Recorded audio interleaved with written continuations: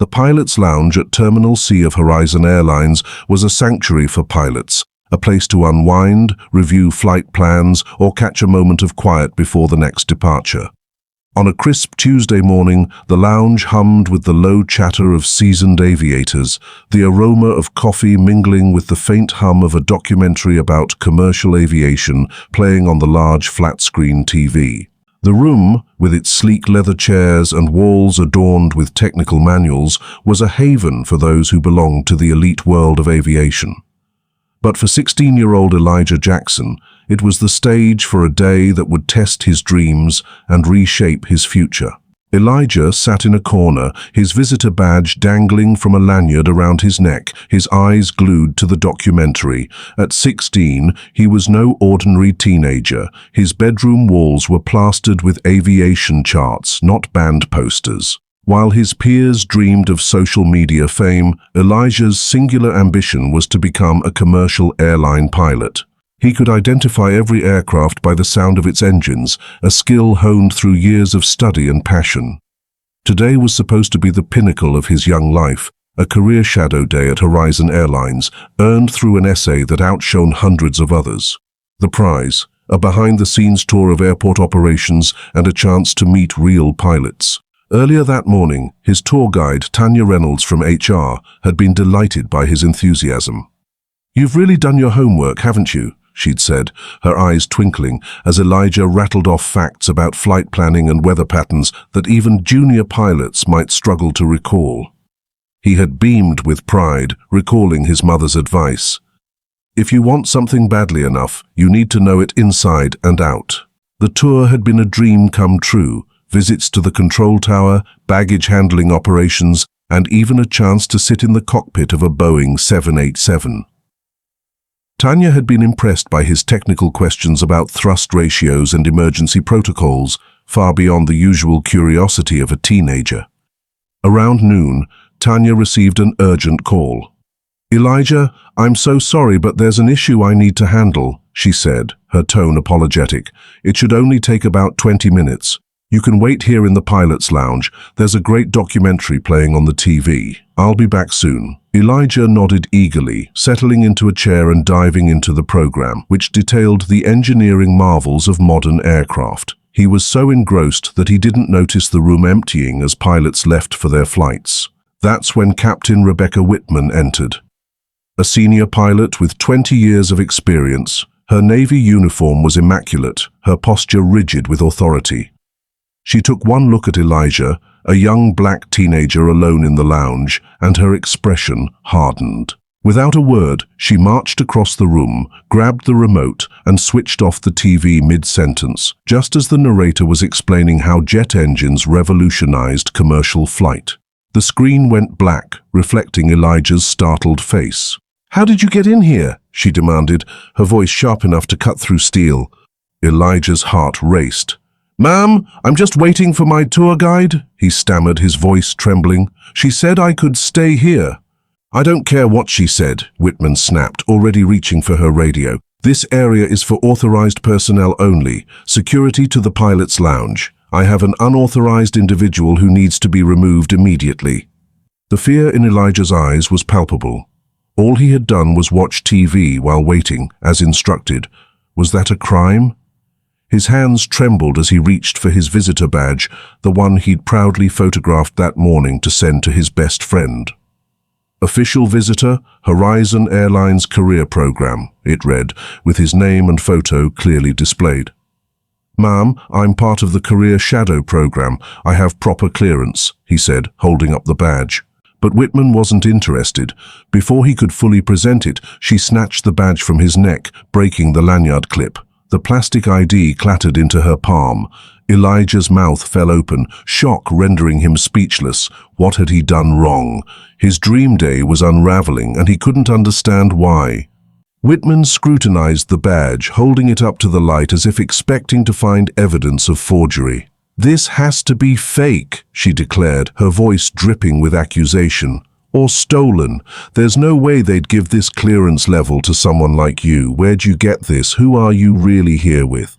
The emphasis on "someone like you" hung heavy in the air, laced with implication. Elijah felt each word like a physical blow. I wrote an essay about my dream to become a pilot, he tried again, his voice cracking. I won the shadow program competition. There were hundreds of applicants. You can call Miss Reynolds from HR. Please, I'm just waiting here like she told me to. But Whitman wasn't listening. She tapped her radio again, her tone urgent. Security, I need immediate assistance in the pilot's lounge. I have an unauthorized individual with what appears to be fraudulent credentials, possible security breach. I need officers here now. The lounge, once a quiet haven, was now a stage for Elijah's humiliation. Heads turned, conversations stopped, and other pilots and staff began to gather at the entrance, drawn by the commotion. Some looked concerned, others curious, but none stepped forward to help. Elijah's eyes darted around, searching for a friendly face, for Tanya Reynolds, for anyone who might vouch for him. All he saw were suspicious stares and whispered conversations. His cheeks burned with shame as he realized that to them he was the criminal, the intruder, the threat. His heart pounded so loudly he was sure everyone could hear it. Sweat beaded on his forehead as panic set in. Was watching TV a crime? What if they arrested him? What would that mean for his college applications, his dream of flying? A horrible thought struck him. Was this happening because he dared to dream of becoming a pilot? Because he looked different from Captain Whitman? I just want to call my mum, Elijah said, his voice barely above a whisper. Please, I didn't do anything wrong. Whitman ignored him, addressing the growing audience with performative authority. This is exactly the kind of security threat we're trained to identify, she announced, holding up Elijah's badge like evidence at a trial. An unauthorized intruder with fraudulent credentials. This is how breaches happen, people. Elijah stood frozen, his dream transforming into a nightmare. The documentary had spoken of the miracle of flight, how humans conquered gravity and distance. But right now, Elijah felt small, earthbound, and utterly alone. 2 airport security officers arrived, their uniforms crisp, their faces stern. They pulled Elijah to a corner of the lounge while onlookers pretended not to stare. Terror washed over Elijah, not the nervous anxiety of a teenager in trouble, but the bone-deep fear of a young black man facing authority figures who already believed him guilty.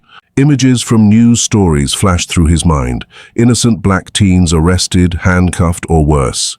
His parents had given him the talk at 13, cautionary tales meant to prepare him, not prophecies of his own life. His hands shook uncontrollably as he tried to explain himself for the 3rd time. Name and purpose for being in this restricted area, the first officer demanded, notepad ready. Before Elijah could answer, Whitman interjected. I found him snooping around, possibly gathering sensitive information. He has a counterfeit badge and refuses to explain how he gained access. Each word twisted like a knife. Snooping, gathering information, counterfeit. Elijah had been sitting in plain sight watching a documentary. How had that become industrial espionage? I was invited here, he managed, his voice smaller than ever. The Horizon Airlines Career Shadow Program. You can call Miss Reynolds from HR, please. His plea fell on deaf ears as the officers fired questions. How did you get past the security checkpoint? Who gave you this badge? What were you looking for? Are you working with anyone else? With each question, Elijah's chest tightened, his breathing shallow and rapid. The room seemed to shrink around him. He thought of the documentary's aviation pioneers, who faced impossible barriers and overcame them. But this wasn't supposed to be one of those barriers. I just want to be a pilot, he whispered, though no one seemed to hear. A memory surfaced, his 8th birthday, when his mother took him to an airshow. The planes had carved perfect arcs against the blue sky, and he'd decided that was his future. Years of science fairs, flight simulators, and his mother's encouraging smile when he was accepted into the shadow program, all now at risk.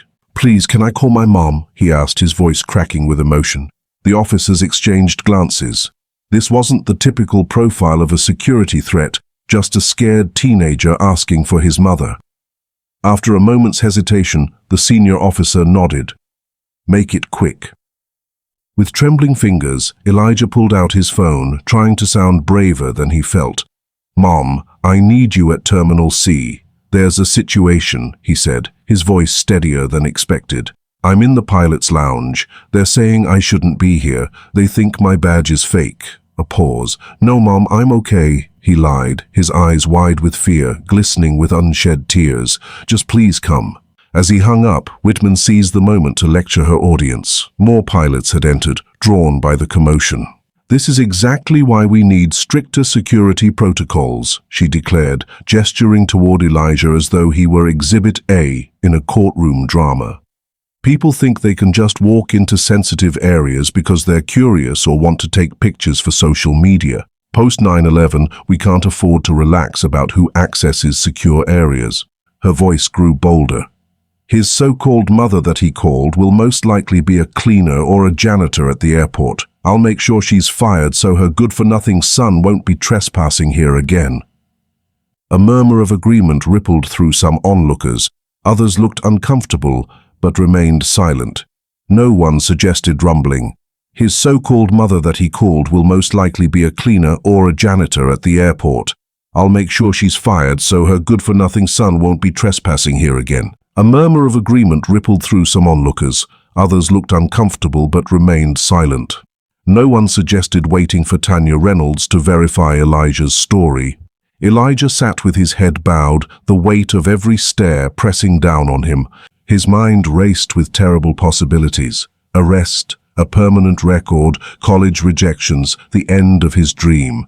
"All I did was watch a show about planes," he thought, the injustice threatening to overwhelm him. "I was invited here. I had permission. I belong here."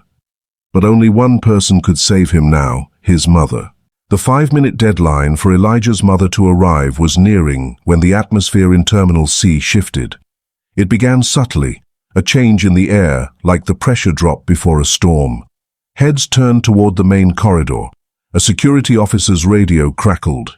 "VIP approaching the pilot's lounge. Clear the path." Confusion crossed the officers' faces. A VIP. Now, airport staff straightened their postures. A custodian stopped mopping, standing at attention. The barista at the coffee kiosk paused mid-order. Gate agents abandoned their desks, lining up along the corridor. Then came the security team, not airport security, but private personnel in tailored black suits, earpieces glinting, Horizon Airlines pins on their lapels. These were executive protection specialists, the kind who accompanied CEOs and dignitaries. Behind them walked 4 men and women in business attire, clutching tablets, their urgency palpable, executive assistants and vice presidents by their demeanor. Elijah looked up, his tear-stained face registering confusion, then recognition, and finally relief, so profound it seemed to transform him. His slumped shoulders straightened, the defeat in his eyes giving way to hope. A smile formed through his tears, small at first, then growing with certainty. The crowd parted as Maya Jackson made her entrance. She didn't merely walk, she commanded the space. Her charcoal grey designer suit was impeccably tailored, her posture regal, her presence undeniable. The CEO pin of Horizon Airlines gleamed on her lapel, alongside rows of industry achievement pins that told the story of a woman who had conquered aviation's highest peaks. Her aura of authority was so potent that people instinctively moved aside, their expressions shifting from curiosity to awe. Whispers cascaded through the crowd. "That's Maya Jackson, CEO and owner of Horizon Airlines, former pilot on Forbes' most powerful women list." Captain Whitman, still lecturing the security officers with her back to the commotion, remained oblivious. "As I was saying, we need to process this and file the report immediately," she said, irritation in her voice. "I have a flight to Chicago in 40 minutes. The officers weren't listening, their eyes fixed on Maya, apprehension dawning. Maya walked directly to Elijah, the terminal falling silent. She embraced him, a fierce, protective hug, not the perfunctory gesture of a CEO, but the raw embrace of a mother, finding her child in distress. She whispered something that made Elijah's shoulders relax. For that moment, she was simply a mother, not the CEO of a major airline. Then, with one arm around Elijah, she turned to face Whitman. The warmth she'd shown her son vanished, replaced by a cold fury so precise it seemed to chill the room.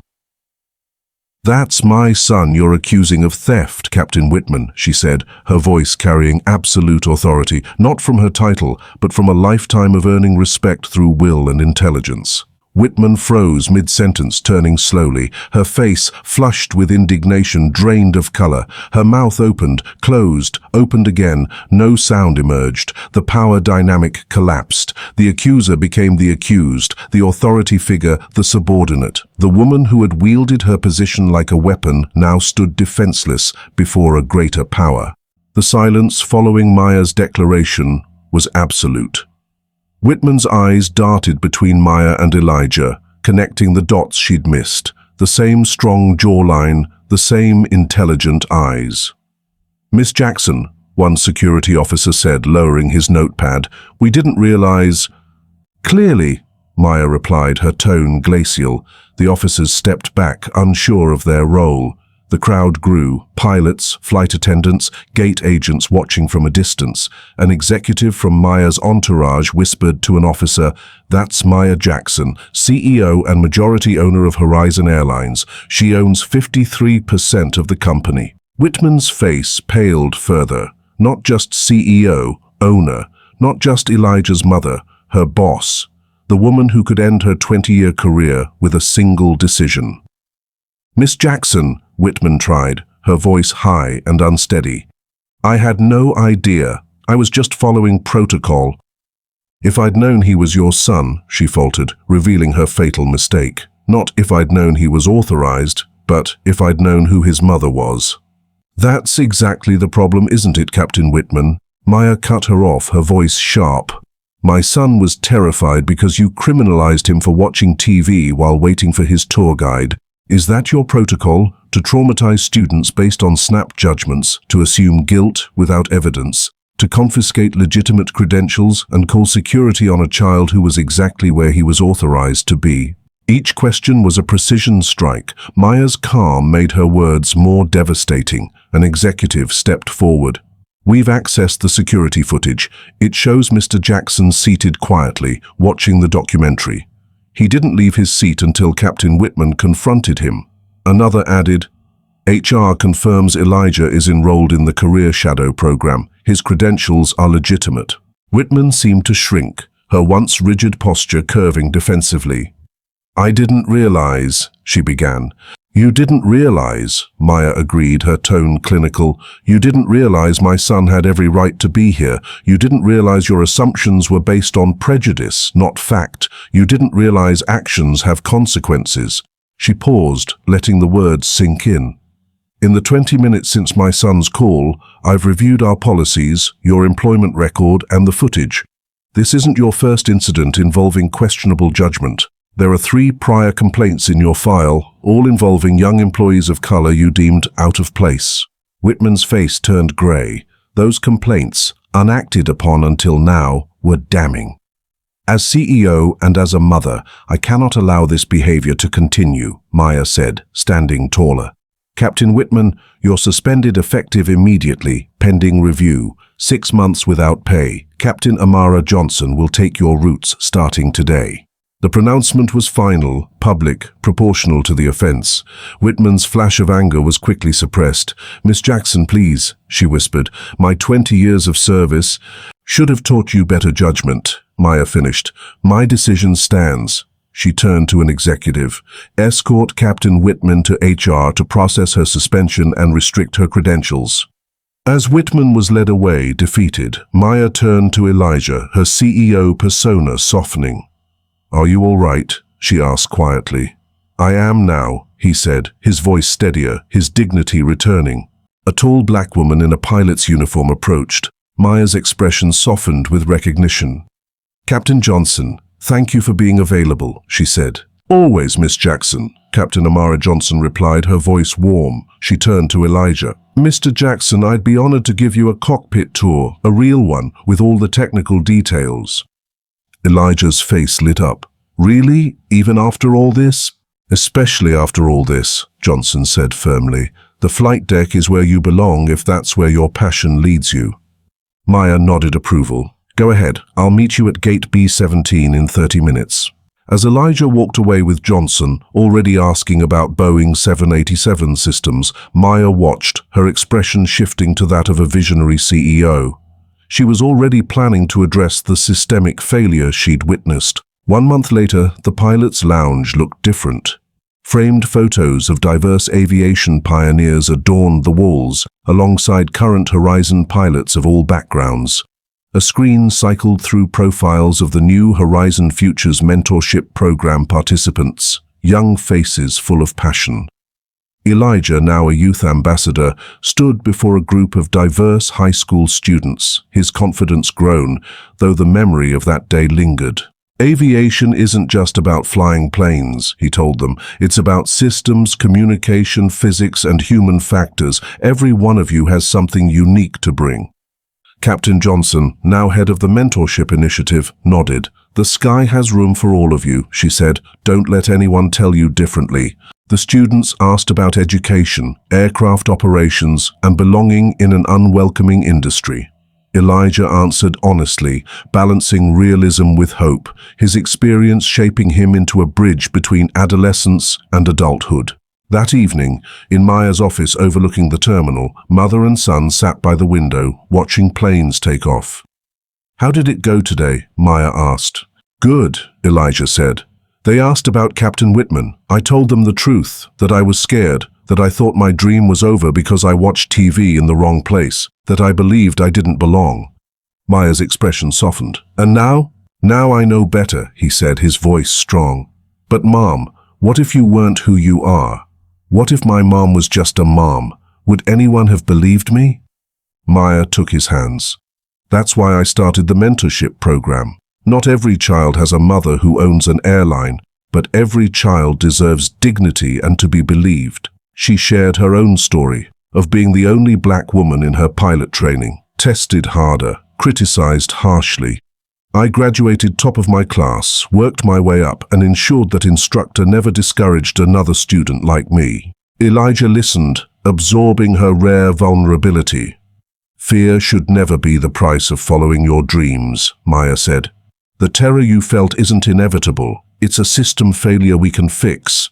On the wall hung a poster for Horizon's Diversity Initiative, featuring Captain Johnson and Elijah, with the slogan, "Fear should never be the price of following your dreams." In 6 months, those words had become a rallying cry, transforming an industry and reminding all that the sky truly has room for everyone.